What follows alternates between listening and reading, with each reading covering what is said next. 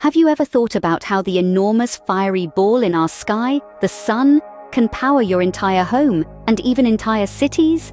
It seems like magic, but it's not. It's science, and it's called solar energy. Solar power plants are the wizards behind this magical transformation of sunlight into electricity.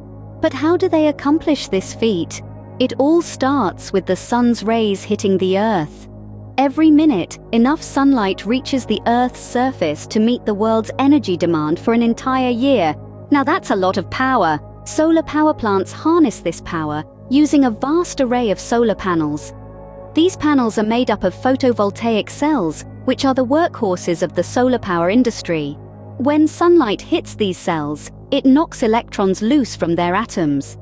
As these electrons flow through the cell, they generate electricity.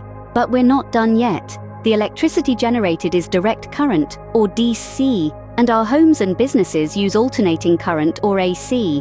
So this DC electricity is sent to an inverter, which converts it into usable AC electricity. Now, what about when the sun isn't shining? This is where batteries come into play.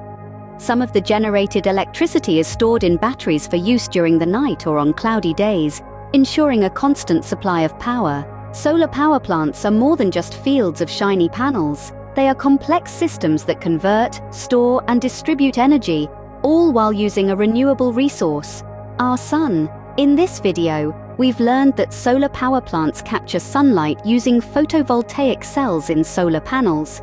These cells generate electricity by knocking electrons loose from their atoms. The electricity is then converted from DC to AC, making it usable for our daily needs.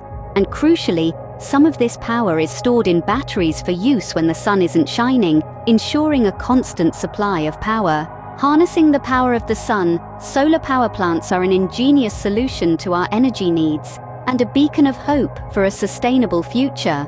They are a testament to human ingenuity and our ability to work with nature to power our world. Solar energy isn't magic, but it sure feels like it.